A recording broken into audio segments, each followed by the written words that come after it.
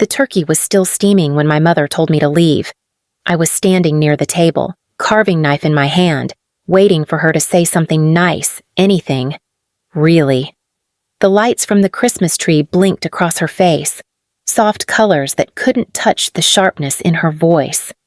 "Aaron," she said, lifting her wine glass. "It's time you moved out." For a second, the room didn't move. The knife felt too heavy. My sister, Nora, looked down at her plate as if the mashed potatoes had suddenly become fascinating. Across the table, Aunt Eleanor froze, her fork halfway to her mouth. Only my mother stayed calm, sipping her wine, the picture of grace. I heard my own voice, even and quiet. "Move out." "Yes." She set her glass down. "You've been here long enough. It's time you built your own life. I pay for this one," I said. Judith smiled the kind of smile that closes a door. "Don't be dramatic, sweetheart. You needed a place to stay. I gave it to you." The words landed like cold stones. I glanced around the room, the tree, the gifts, the silverware I had polished, the food I had cooked since morning. My hands still smelled of garlic and lemon. Nora's chair creaked. "Mom, maybe stay out of it," Judith snapped without turning her head. Her voice was sugar-coated with steel. "This is between me and your sister." I felt the air thicken, heavy with the kind of silence that expects obedience.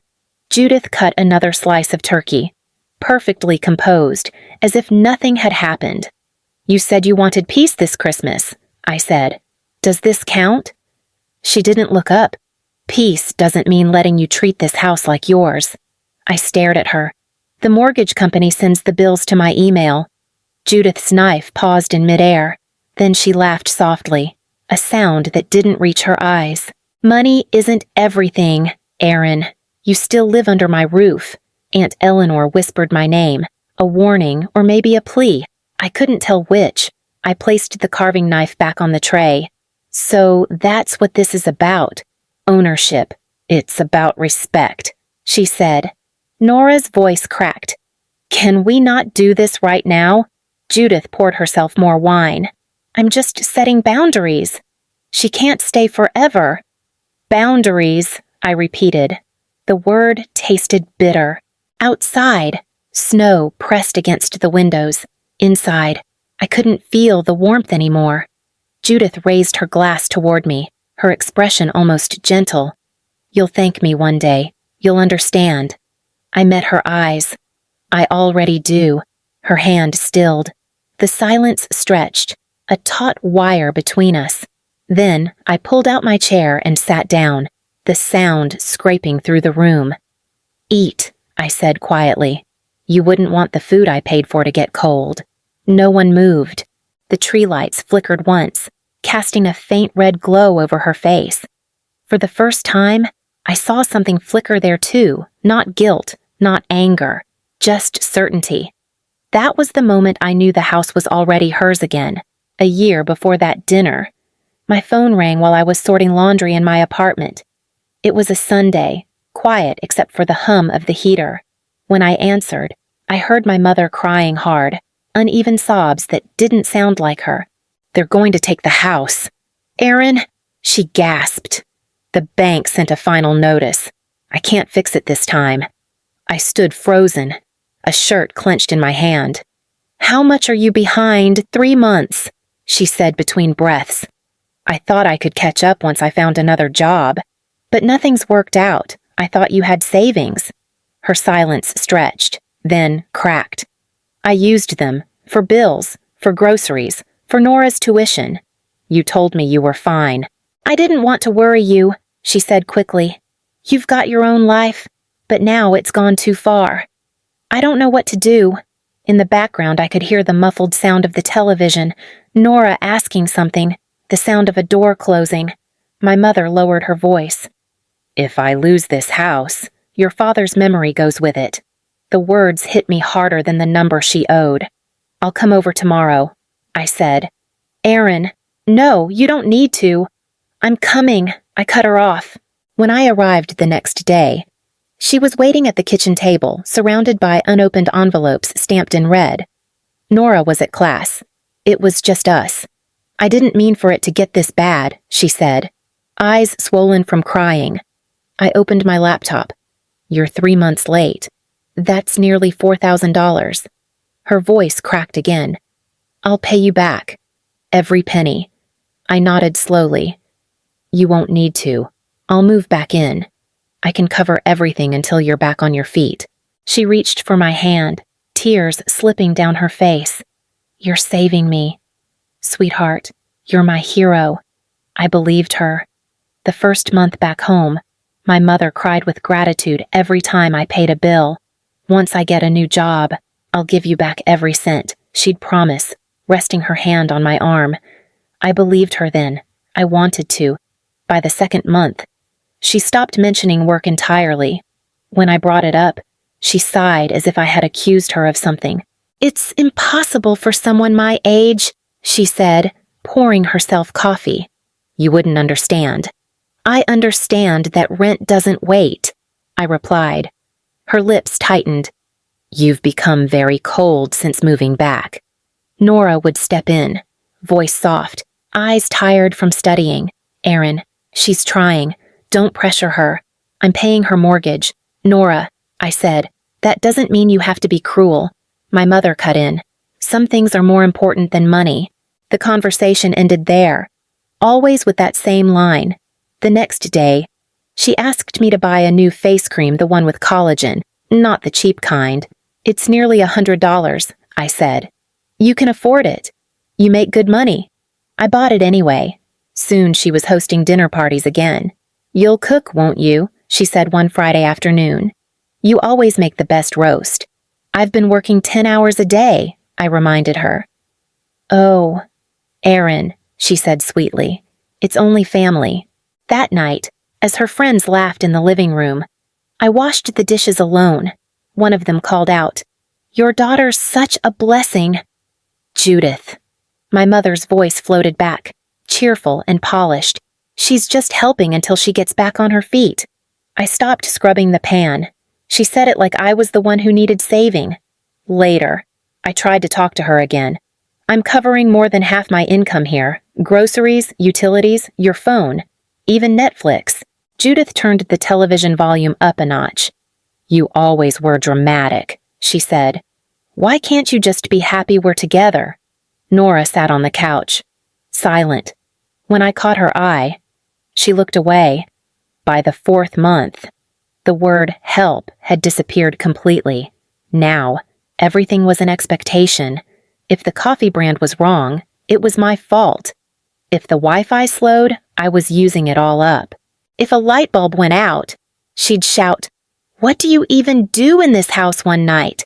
After she slammed a cupboard shut over another disagreement, I told her quietly, I didn't move back to be treated like this. She didn't even turn around. No one asked you to, she said, that night. I lay awake, calculating what was left of my savings. It wasn't much, but enough to know one thing. Whatever debt I owed her had already been paid, in full. The tension settled into the walls like mold, quiet, spreading, hard to clean out. Every word we spoke carried weight. One morning, Judith sniffed the coffee I made and frowned. This brand is bitter, she said. It's the one you asked for, I replied. Well, I changed my mind. You never listen. I listen, I said. You just never stop changing the rules. She gave me a long look, cold and satisfied, as if winning an argument meant balance was restored. Later that week, she shouted from the living room, Aaron, the internet's slow again. What are you doing in there? I'm working. I called back. It's just lagging. I'll call the provider. Her voice sharpened. It was never like this before you moved in with all your gadgets. I stepped into the hallway, holding my laptop. That's not how bandwidth works. She waved a dismissive hand. I don't care about your technical excuses. I can't even watch my show. The next day, I upgraded the plan, added $30 a month, and paid the installation fee myself. When it started working again, she didn't thank me. She just said, about time. The blame became routine. If a plate chipped, She blamed my careless washing, if the dishwasher wasn't emptied immediately. She said, "You were always lazy, even as a child." Every word chipped away at me, smaller and smaller, until silence felt safer than explanation. One night, during my on-call shift, my work phone rang a server issue. Critical. I took the call, spoke softly, guiding my team through a reboot. When I hung up, Judith was standing outside my door, arms crossed. "You have no respect," she hissed. I was working. I said, "Some of us need sleep," she snapped. "This job pays for the house," I said before I could stop myself. Her expression turned to stone. "Don't you dare throw money in my face. This is my roof, and you live under it. Don't forget that." I didn't answer. I just went back inside and locked the door. On the other side, I could hear her muttering to herself, a low rhythm of contempt. It was the first time I realized this house wasn't protecting me anymore.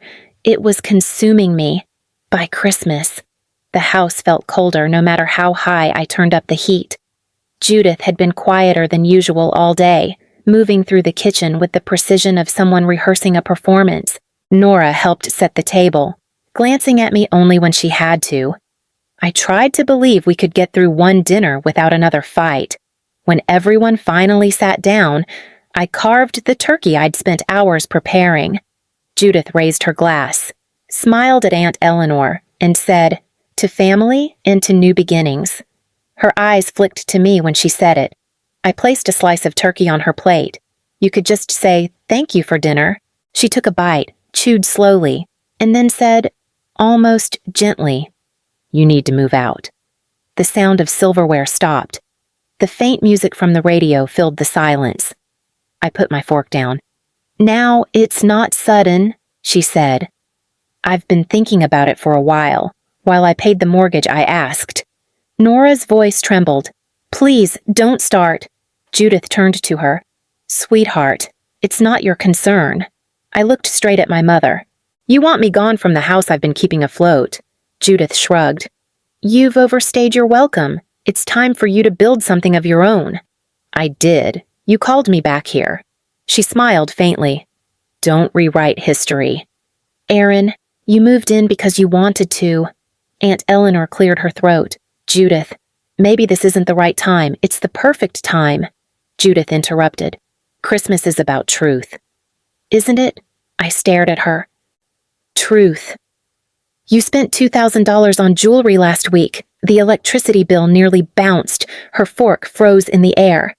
You went through my bank account. I went through the one I've been paying into," I said. Nora whispered. "Aaron, stop." Judith leaned back, expression calm again. "This attitude is exactly why you can't stay here. You bring tension into every room. I bring food into every room," I said. "And heat, and Wi-Fi, and light. You bring control," she said sharply. "You think because you have money, you can take over everything." The words struck like a slap. I didn't raise my voice. I didn't need to. I'm the reason this house still exists. Judith smiled, small and cruel. "You're the reason it doesn't feel like home anymore." No one spoke after that. Even the air seemed to give up. I watched her cut another piece of turkey, her movements precise, detached. The table looked perfect. The candles, the china, the golden bird in the center, but every inch of it was rotting underneath. When I finally stood, the chair scraped loudly against the floor. "Excuse me," I said. My voice didn't shake. "I've lost my appetite." Judith didn't look up. You always do when things don't go your way. I walked away before I could see the satisfaction in her eyes. In that silence, I knew this wasn't dinner. It was a dismissal delivered like a toast. I closed my bedroom door after dinner and leaned against it until the sound of my heartbeat slowed. Through the wall, I could still hear their voices, Nora whispering something, Judith laughing too loudly, like nothing had happened. I opened my laptop, checked my bank app. The mortgage payment had failed. I scrolled through the transaction history and stopped. Judith had transferred $2,000 to a jewelry store. I stared at the number until it blurred. Then I packed. The suitcase from my old apartment was still under the bed. Dusty. I dragged it out, opened it, and started folding clothes, my work laptop, my ID, my essentials. The rest could rot with the wallpaper. The door creaked open slightly. Nora's voice came through. Small, you're leaving? Yes. She didn't mean it. She did, I said. She hovered in the doorway, biting her lip. Maybe tomorrow will be better. Tomorrow will be the same, I said, zipping the suitcase. She didn't stop me, but her eyes were wet when she closed the door. Around midnight, I heard Judith's door slam. The house went silent except for the hum of the refrigerator. I put on my coat and waited one more hour, just to be sure. When I finally stepped out, the living room was dim, lit only by the glow of the Christmas tree. The gifts were still under it, mine to them, wrapped and labeled. I left them there. The door handle was cold in my hand. I turned it slowly, wincing at the click of the lock. The air outside cut through me like glass. Snow fell in sheets, soft but endless. I pulled the suitcase behind me, its wheels leaving thin tracks through the yard. The lights from the house shimmered behind me, warm and false. I didn't look back, not when I reached the car, not when I started the engine. The house could keep its silence. It had taught me how to use mine. The motel room was silent except for the hum of the heater. For the first 2 days, I waited for my phone to explode. It didn't. No calls, no messages. The quiet felt clean at first, then heavy. On the third morning, my screen lit up with a single text from Nora. Mom's telling people you had a screaming fit at dinner. She says you threw a plate and stormed out. I stared at the words until my chest went tight. You were there. I typed back. You know that's not true. She took minutes to reply. She's upset. Aaron, just give her time. She's lying. I wrote, she's convincing. She answered. I set the phone face down on the table and let out a sound that didn't feel like mine. An hour later, it rang again, Aunt Eleanor's name on the screen. I answered, Aaron, what have you done to your mother? Her voice was thick with accusation. I left. That's all. She's devastated, she said. You abandoned her. On Christmas. Of all days, she told you that. She told everyone that you screamed, broke dishes, said you hated her. Is that true? I closed my eyes. You know me, Aunt Eleanor.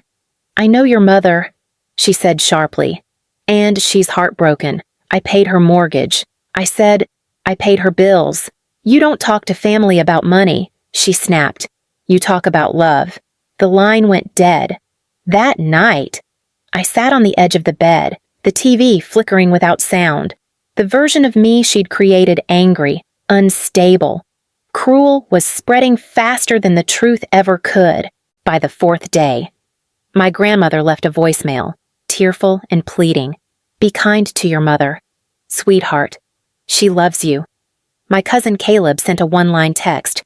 What's wrong with you? I deleted them all, but the ache stayed. When Nora called again, I almost didn't pick up. Her voice was quiet. She's saying you left her with all the bills. Everyone's taking her side. Of course they are, I said. She cries. I don't. Aaron, I'm not coming back. I didn't ask you to, she said, but her voice cracked. The silence after we hung up was different this time, not empty strategic. I opened my laptop. The cursor blinked in a blank post window. My hands shook as I typed, then deleted, then typed again. If she wanted to tell stories, I'd give her one just the truth. Stripped bare. No rage, no accusation, just numbers, dates, and facts. The truth couldn't charm anyone, but it could hold its ground. I wrote it like a report, not a confession, no adjectives, no pleading. Just the sequence of events that no one could twist.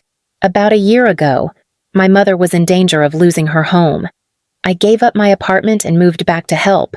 Since then, I've covered every expense: mortgage, utilities, groceries, and more. On Christmas Day, during dinner, She told me to move out.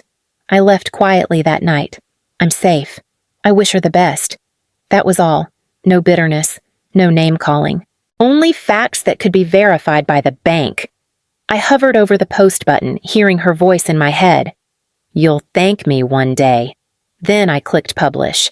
The screen didn't explode. Nothing happened. Just silence. I turned off the laptop, made tea from a cheap packet, and waited. When I woke up, my phone buzzed nonstop, a wall of notifications. Family, friends, messages from people I hadn't heard from in years. The first one was from Caleb. I'm sorry. Aaron, I knew she was taking advantage of you. We all did. I should have said something. Then, Aunt Eleanor, I saw your post. Your mother told me a very different story. I'm ashamed I believed her.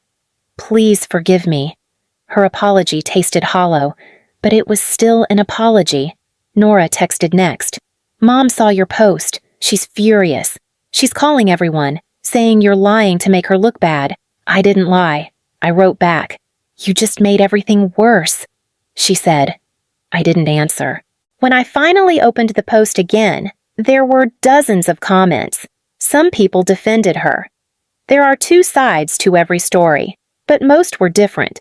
Good for you for standing up for yourself. We believe you. She never appreciated you. Among them was one from my father's sister, Aunt Mary. Your dad would be proud of you, Aaron. You did what he would have done. I read it twice. The words hit deeper than I expected. By evening, the house of lies my mother had built was starting to crumble. Her version couldn't stand next to the numbers, the dates, the proof, for the first time in months. I didn't feel small. The truth didn't need to shout. It just needed to exist, and now it did. It happened on a Tuesday evening, a week after the post. I had just gotten home from work when someone knocked. Through the peephole, I saw her Judith standing in the hallway, holding a store-bought apple pie in a plastic container. I opened the door halfway. What do you want? Her voice was soft, careful. I thought I'd come see your new place. Maybe talk. I brought pie. You can say what you came to say from there. She smiled like she always did before asking for something. You've made quite a mess. Aaron, everyone's talking. I just told the truth. You embarrassed me, she said, the softness fading. You humiliated this family. This family, I said. You mean you. Her eyes flashed. I don't know what's happened to you. You've become cruel. I became tired. I said, there's a difference. She sighed, trying to recover her calm. We both made mistakes. Maybe we can start over. Things have been difficult since you left. Bills piling up, the bank calling. You know how it is. I do. I said. I lived it for a year. She hesitated, then dropped the real reason. Maybe you could help, just until I get back on my feet. I looked at her. The woman who once said I should move out. You didn't come to see me, I said quietly. You came for money. Her face stiffened. You're my daughter. I shouldn't have to beg. Then don't. For a long moment. She waited for me to bend like always. When I didn't. Her expression hardened. You'll regret this. Maybe, I said, stepping back. But at least it'll be mine to regret. I closed the door slowly, not slamming it, just enough for the latch to click through the peephole. I watched her stand there, furious and small, then place the pie on the floor and walk away. I left it there. 3 days later, the pie was still outside my door. The crust had turned gray, the filling sunken and sour. I picked it up with a paper towel and dropped it into the trash. The sound it made when it hit the bin was small, final.